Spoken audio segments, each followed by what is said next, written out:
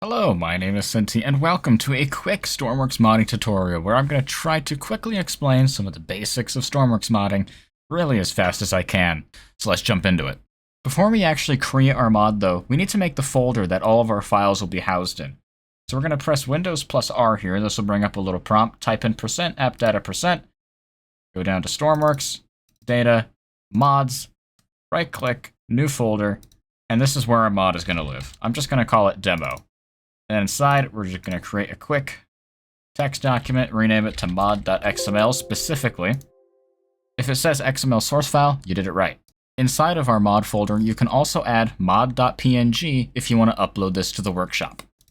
Then inside of here, we have a blank text document, and on the GeoMeta wiki, it gives us a template for the XML, and we'll just paste that in. Mod name, demo, username, well that's me, Fumball, and a short description, a mod that shows things. Beautiful. Then inside of Stormworks, when we go to create a new game, in the enabled mods section, we'll see our demo mod, a mod to show people things. We don't actually have anything that we've modded yet, so let's go ahead and jump right into that. Alright, so let's say we want to make a custom mesh and import it into Stormworks as a new part. Alright? This is going to be a fun one too, because this requires the use of 3D modeling software as well. I hope you know how to use 3D modeling software. First off, inside of here, we're just going to create a new folder called Meshes inside of our mod folder, and a data folder as well. And inside of data, we're going to create another folder called Definitions. The definitions is going to store the XML that kind of tells the game what to do with our mesh, and the meshes folder is going to store, well, the mesh. Mesh is what the block looks like. To create the mesh, we're going to use 3D modeling software. In my case, I'm going to use Blender because it's popular, and it's probably what most people watching this tutorial are going to be using. I'm on Blender version 4.2.3. You might be on an older or newer version, and it's probably going to work about the same anyway. So I'm just going to delete the light and camera by default here, and we're just going to go ahead and get to it. Then we're just going to go ahead and scale down the cube here, 0.125, 0.125, and 0.125. 10 points if you can tell me why. This is the size of a Stormworks block in Blender. Stormworks blocks are 1/4 of a meter, 0.25 meters. But Stormworks likes to scale things up for some reason, so we just need to do half of that, and then it all works properly. Alright, so I want to make in this tutorial just a simple flat battery pack, 3x2 battery pack, for use in like an electric vehicle. So I'll just make it 3 blocks long and 2 blocks deep there. There we go, beautiful. And, well, that's 2x3.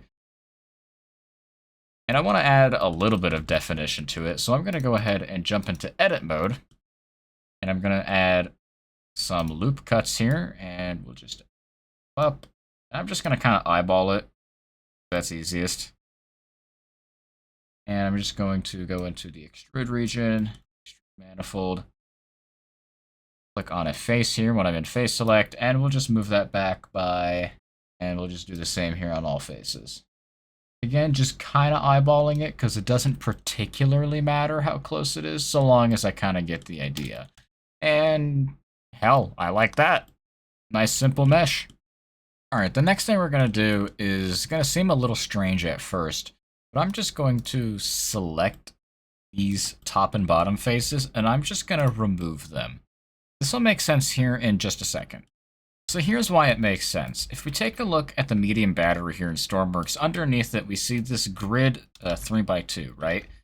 But in Blender, if we take a look at the medium battery, it's just got a hole in the bottom. And that's because the gridded faces there are actually defined in the definition file, the XML that we're going to create here in just a little bit. So any flat areas of the mesh, like the top and bottom of our new one here, you should leave as empty faces and define them in the XML instead. Same if you have anything with a pipe connection into it. Like if you're making a wheel with an RPS input, you should just leave that face blank because you can have the game fill it in for you. And the next thing we're going to do, we're almost done actually. I'm going to jump over to the shading tab here in Blender, and wow, it's actually working this time. So here I'll just create a new material, and I'm just going to name this Paintable because I want part of my mesh to be paintable, and I want part of it to not be paintable. And of course, what I mean by paintable is just, part of this can be changed color by the player. So the part that I don't want to be changed color, I'm just going to set a constant value. We'll just do 0.33, 0.33, and 0.3. That should be the dark gray in the game that the battery is. And the paintable one here, I'm going to set as a specific hex color, FFBB00. And why I'm doing those specific hex codes is Stormworks will treat those as, oh hey, the player can change this color. That's because a mesh in Stormworks can have up to 3 different paintable zones. And what I mean by that is like this area can be painted a different color and that area can be painted a different color, right? And of course, the actual hose part is a constant color that can't be changed. And that's exactly what we're doing. I want the top and bottom here to be paintable by the player, but not the middle. So in order to actually assign it, I'm going to jump again back into edit mode, face select, and I just want to select all the faces that I want the player to be able to edit here. So just these handful on the top and bottom. And I'm going to click on paintable and I'm going to click assign. And there we can see that it has changed colors and it kind of looks a little goofy. And now we're ready to export our mesh. So what we need to do is we're just going to export as a collada, a day file, right? I'm just going to put this in here at demo.day. Sure, that's just what I'm going to name it.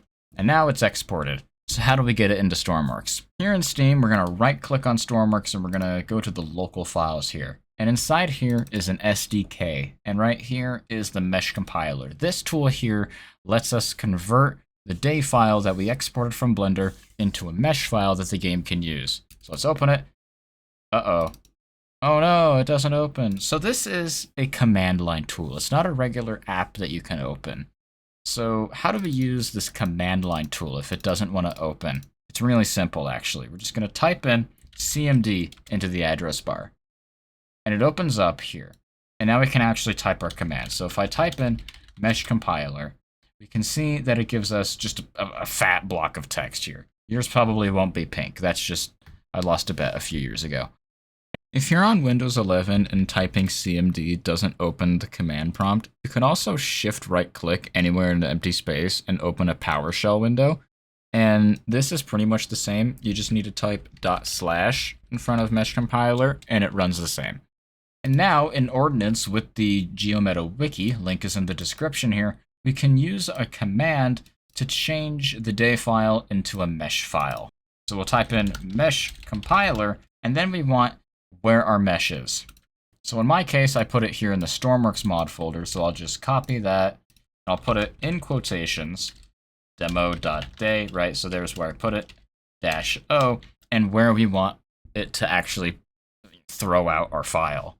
So we can have it just directly output into our meshes folder. So that's exactly what I'm going to do. And then press enter, and if all goes well, you should see complete here. If it doesn't go well, you probably mistyped something somewhere around here. Make sure that you've got the absolute path to where you saved the export and a -o and the absolute path to where you want it to be. All has to be in these double quotes here, otherwise it's not going to work. But we can see here demo.mesh. Beautiful. Now how do we get it in the game?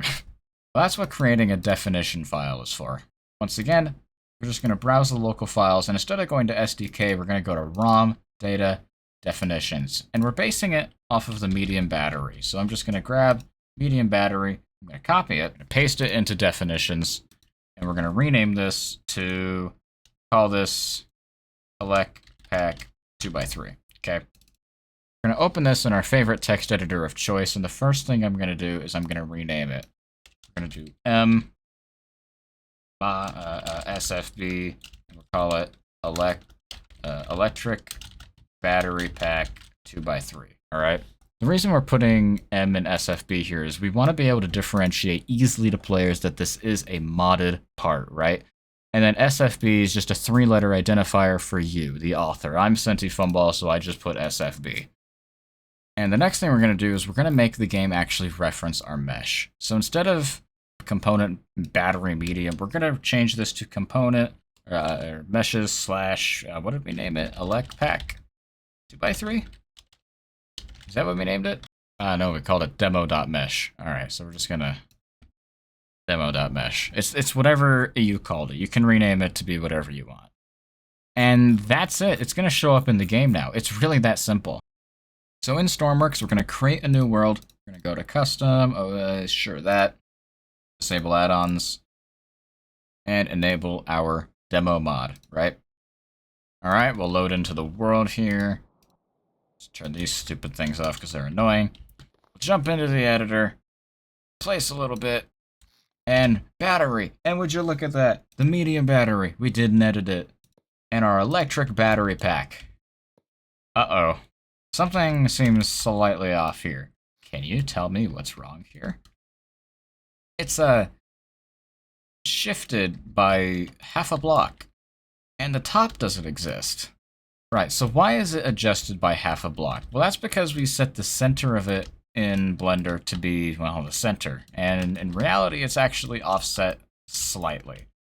And we're going to add some faces on top here to patch up the hole in the top. We don't really want that. All right, so back in Blender, we're just going to move this over. Just going to move it that much. One block. Oh, half a block. You know what I mean. So then export again.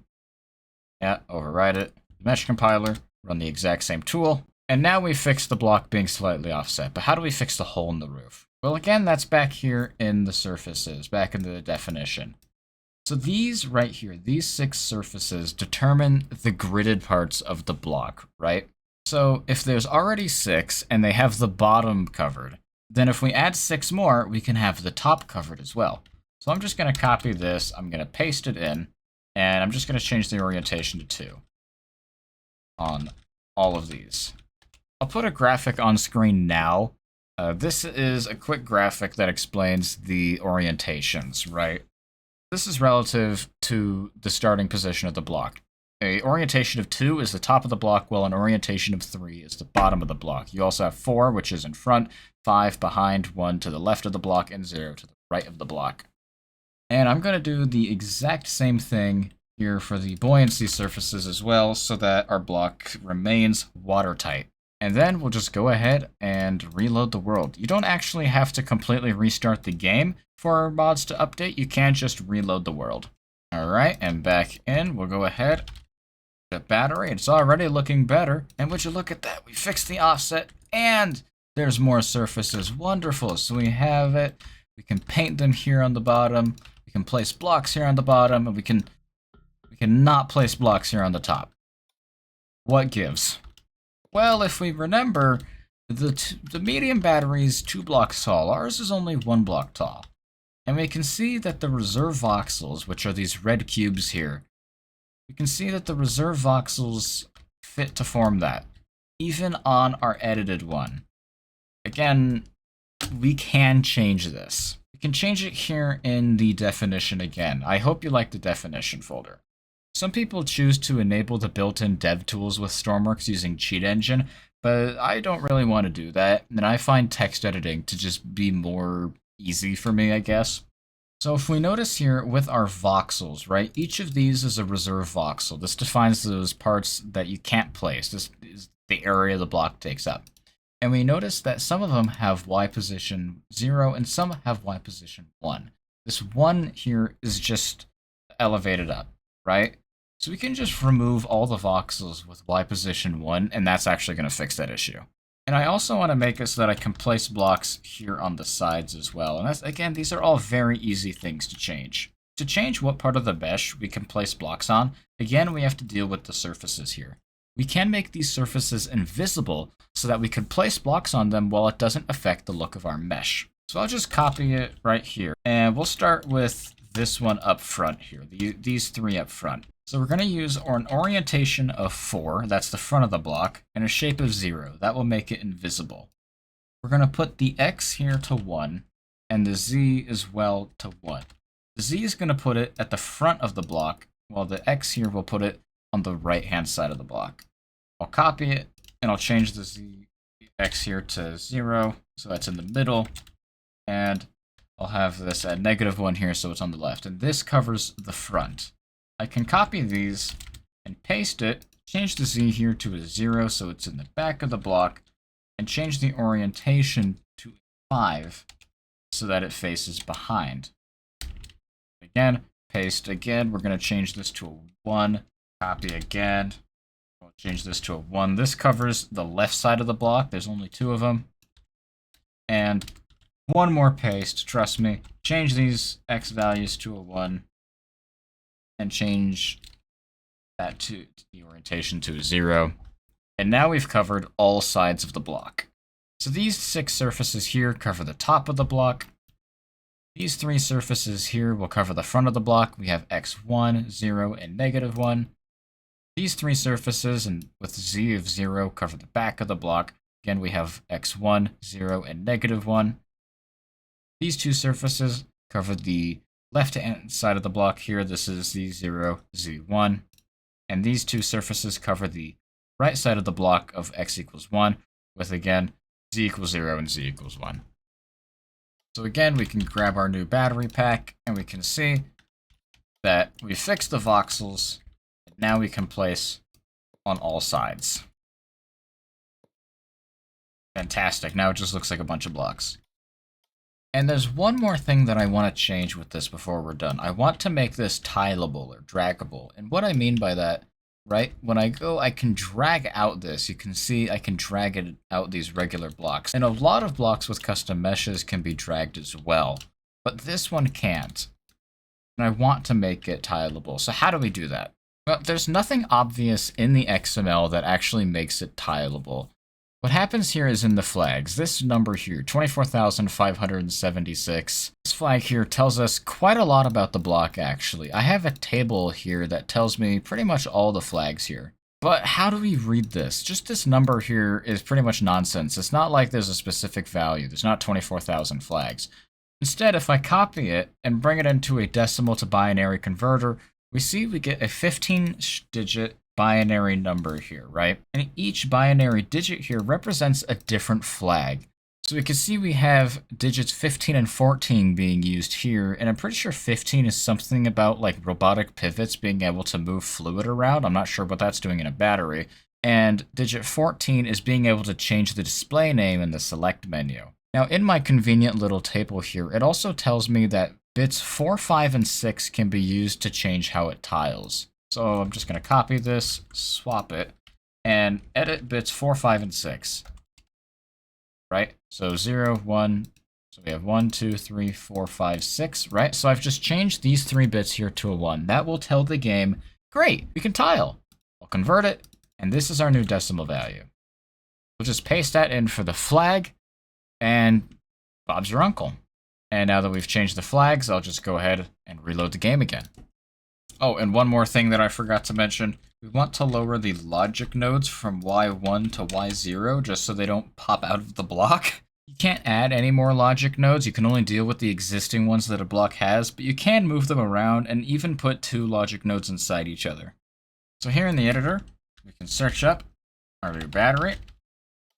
And would you look at that? It's tileable. Sweet. Oh my gosh. I'll actually use this here as the base for the test rig to make sure that this all works. Bang, boom, and we can connect it all. Look at that, that's... connect a few of them, you might as well. Turn off. If an electric's off, it works just fine. So there you go, there's a quick tutorial on adding your own block into Stormworks with the new modding system. If you like what you saw, you can please like and subscribe. If you want a tutorial that I haven't done yet, you can go ahead and comment it down below, and I'll try to get to it when I can. But I think that's all for me. Happy modding!